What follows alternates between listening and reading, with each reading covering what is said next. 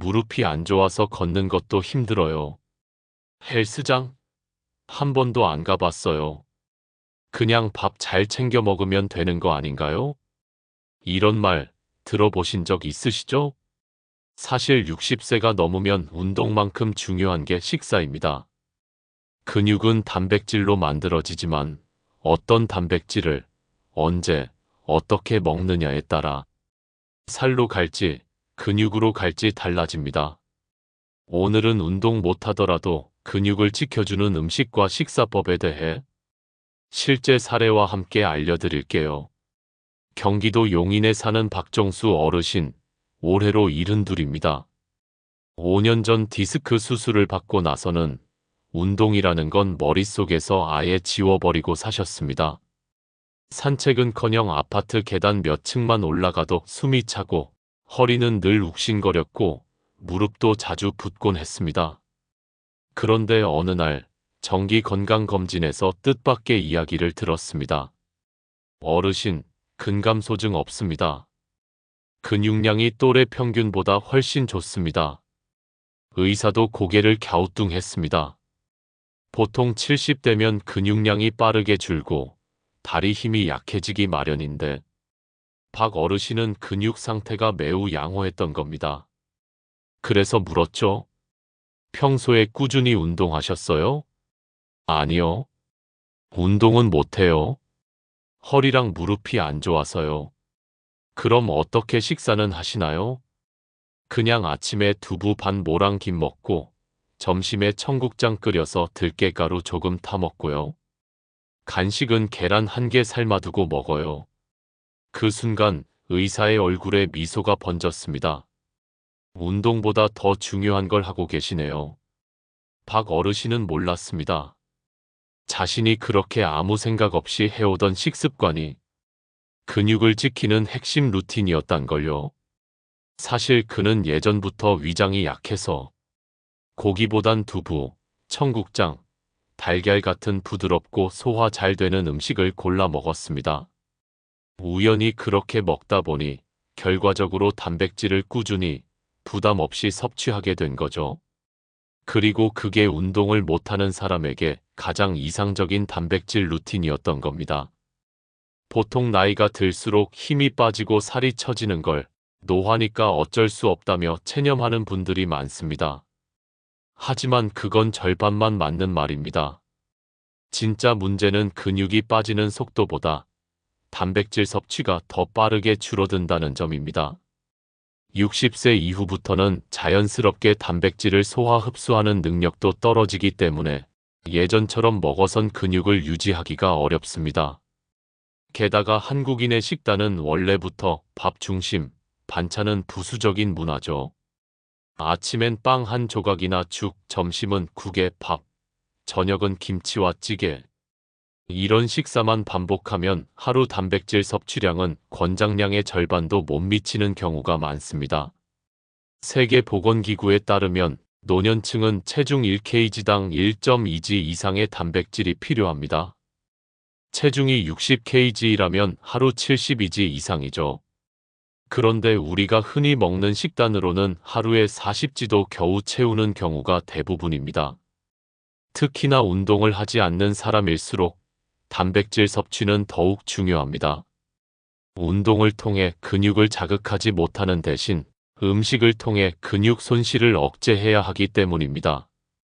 여기서 가장 중요한 건 언제 먹느냐, 그리고 얼마나 자주 먹느냐입니다. 한 끼에 몰아서 고기를 먹는 것보다 아침, 점심, 저녁 세 끼에 고르게 단백질을 나눠 먹는 것이 훨씬 더 근육 유지에 효과적입니다. 다시 말해, 매 끼니마다 단백질을 빠뜨리지 않는 것, 그게 바로 운동을 대신하는 식사법인 셈이죠. 그리고 단백질이라고 해서 꼭 고기만 생각할 필요도 없습니다. 오히려 중장년층에게는 고기보다 위에 부담이 적고 흡수율이 좋은 단백질 식품이 더 효과적일 수 있습니다. 다음 장에서는 운동을 하지 않더라도 근육을 지켜줄 수 있는 실질적인 식품들을 소개해 드리겠습니다. 어렵지도 비싸지도 않지만 효과만큼은 분명한 것들입니다. 박정수 어르신처럼 운동 한 번 안 해도 근육을 지킬 수 있었던 비결. 그 핵심은 음식을 바꾸는 것이었습니다. 우리는 흔히 단백질 하면 소고기, 삼겹살 같은 육류를 떠올립니다. 하지만 중장년층에게 소고기란 때론 양날의 검일 수 있습니다. 고기는 단백질이 풍부하긴 하지만 나이가 들면 소화력이 떨어지고 위장도 민감해지기 때문에 먹고 체하거나 속이 불편하다는 분들이 많습니다. 또한 지방 함량이 높아 혈관 건강에도 부담이 될 수 있죠. 게다가 요즘처럼 고물가 시대에 단백질 섭취하자고 매일 고기를 먹는 것도 현실적으로 쉽지 않습니다. 그렇다면 어떻게 해야 할까요? 사실 소고기보다도 더 몸에 부담 없고 근육 유지에 훨씬 적합한 음식들이 가까이에 있습니다. 그 중 하나가 바로 삶은 달걀입니다. 달걀은 흡수율이 무려 99%에 달하는 완전 단백질 식품입니다.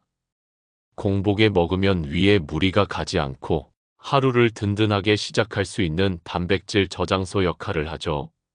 한 끼를 챙기기 힘든 날, 달걀 하나만 먹어도 근육은 지켜낼 수 있습니다. 또 하나의 보물은 두부입니다. 부드럽고 소화도 잘 되며 한 모에 단백질이 20지 가까이 들어 있습니다. 특히 고기처럼 질기지 않아 씹는 힘이 약한 어르신들에게 딱입니다. 반찬으로도 찌개나 전골에 넣어도 좋고 식물성이라 포화지방 걱정도 없습니다. 국이나 찌개를 드신다면 거기에 들깨가루 한 숟갈을 꼭 넣어보세요. 들깨는 단백질은 물론 오메가3와 칼슘이 풍부해 근육뿐 아니라 관절과 혈관 건강에도 도움이 됩니다. 특히 관절염이나 염증성 질환이 있는 분들에게 강력히 추천되는 식품이죠. 간식으로는 그릭 요거트가 제격입니다. 단백질 함량은 일반 요거트보다 2배에서 3배 높고 지방은 적으며 칼슘과 유익균까지 함께 들어있어 뼈, 장, 근육을 동시에 케어할 수 있는 스마트한 간식입니다. 그리고 빼놓을 수 없는 것이 청국장입니다. 많은 분들이 냄새 때문에 꺼리시지만 청국장은 발효된 콩이라 단백질 흡수율이 훨씬 높고 장 건강까지 도와줘 면역력과 소화력을 동시에 챙길 수 있는 전통식품입니다. 특히 점심 식사에 청국장을 넣은 식단은 근육과 장 건강을 함께 지키는 최고의 구성입니다. 마지막으로 밥 자체를 바꾸는 것도 좋은 방법입니다. 흰쌀 대신 검은 콩이나 병아리콩, 렌틸콩 등을 섞어 지은 콩밥은 밥을 먹으면서도 단백질을 함께 섭취할 수 있게 해줍니다. 식이섬유가 풍부해서 포만감도 오래가고 혈당 관리에도 도움이 되니 당뇨가 있는 분들에게도 추천할 수 있습니다. 이렇게 보면 근육을 지키는 음식이란 꼭 고가의 소고기나 보충제가 아니라 우리 식탁에 익숙한 재료들로도 충분히 가능하다는 것을 알 수 있습니다. 다음 장에서는 이러한 음식을 언제, 어떤 방식으로 섭취하면 근육으로 잘 흡수되는지 단백질 타이밍에 대해 자세히 이야기 나눠보겠습니다. 근육을 만드는데 좋은 음식을 아무리 잘 챙겨 먹어도 그걸 언제 먹는지에 따라 효과는 완전히 달라질 수 있습니다. 많은 분들이 단백질을 한 번에 많이 먹는 것이 좋다고 오해하시지만 사실 우리 몸은 단백질을 쌓아두는 창고가 없습니다. 필요한 순간 필요한 양만큼만 흡수하고 나머지는 그냥 버려지거나 오히려 지방으로 저장돼 버리죠. 예를 들어 저녁에 고깃집 가서 고기를 한참 먹고 왔다고 해서 그게 전부 근육이 되는 건 아닙니다. 오히려 아침, 점심에는 단백질이 부족한 상태로 방치되면서 몸은 근육을 조금씩 분해해서 에너지로 써버리게 되죠. 이런 식의 섭취 습관은 운동을 하지 않는 시니어에게는 특히 더 위험합니다. 왜냐하면 운동으로 근육을 자극하지 못하는 만큼 단백질 섭취가 유일한 방어막 역할을 하기 때문입니다. 그래서 중요한 건 하루 3번, 식사 때마다 빠지지 않고 단백질을 조금씩 넣어주는 것입니다.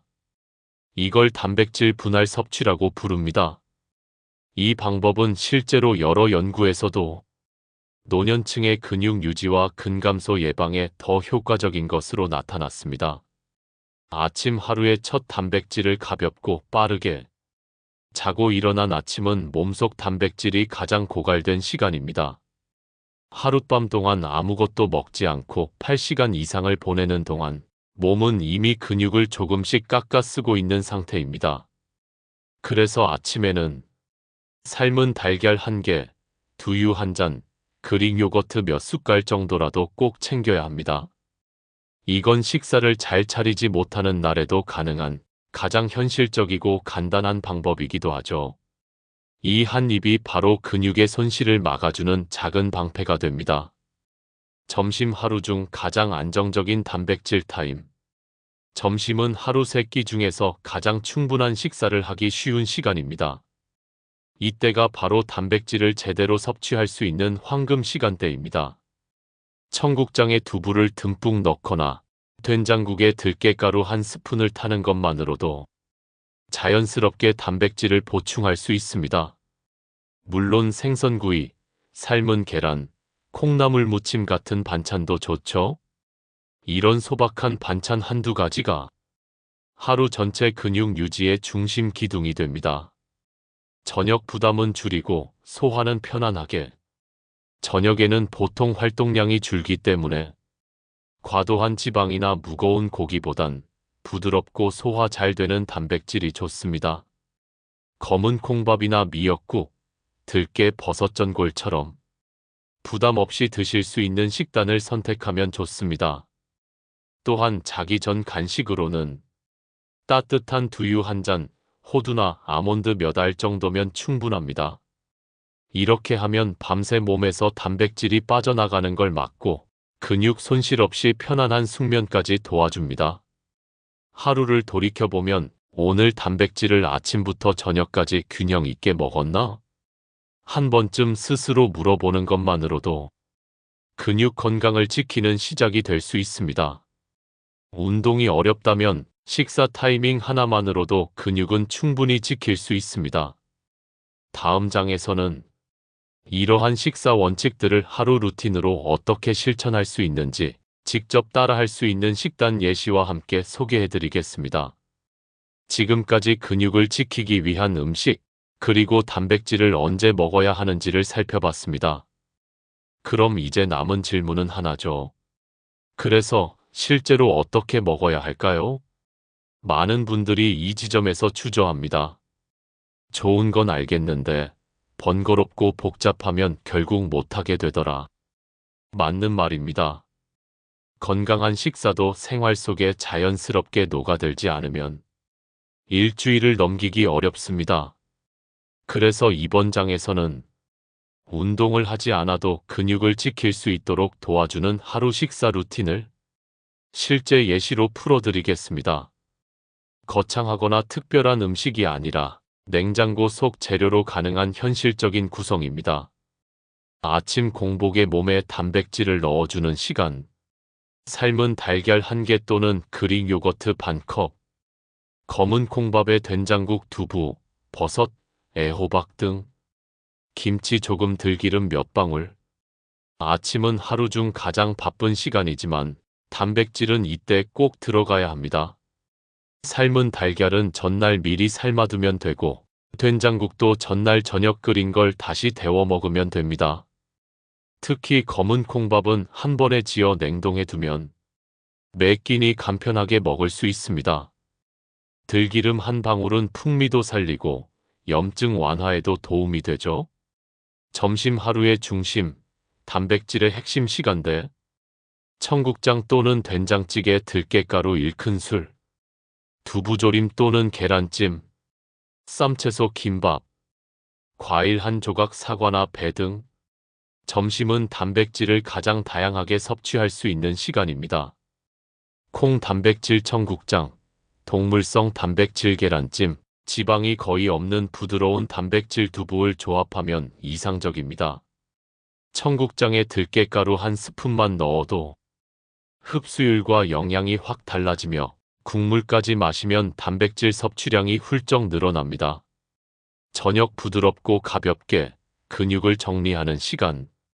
검은 콩, 렌틸콩 섞은 잡곡밥 소량, 들깨 미역국 또는 버섯 전골, 구운 연어 또는 오리고기 조금, 후식 따뜻한 두유 5무가당 요거트. 저녁은 소화에 무리가 가지 않도록 가볍게, 그렇지만 단백질은 절대 놓치지 않는 시간입니다. 국 위주로 구성하되 연어나 오리고기처럼 부드러운 육류를 소량 곁들이면 영양적으로도 균형이 맞습니다. 자기 전엔 배고픔을 달래면서도 근육을 도와주는 따뜻한 두유 한 잔 또는 무가당 그릭 요거트 몇 숟갈이면 충분합니다. 이 작은 습관이 밤새 근육을 지켜주는 비밀 병기가 될 수 있습니다. 이 식단은 절대 정답은 아닙니다. 하지만 한 가지 분명한 건 근육은 운동만으로 지켜지지 않는다는 사실입니다. 운동이 어려운 날 혹은 평생 운동을 하지 않았더라도 식사를 바꾸는 것만으로도 근육은 충분히 지킬 수 있습니다. 지금 당장 다 바꿀 필요는 없습니다. 아침에 계란 하나 추가하는 것부터, 점심에 청국장을 한번 끓여보는 것부터 그렇게 차근차근 시작하시면 됩니다. 근육은 단순히 운동하는 사람들만 신경 써야 하는 것이 아닙니다.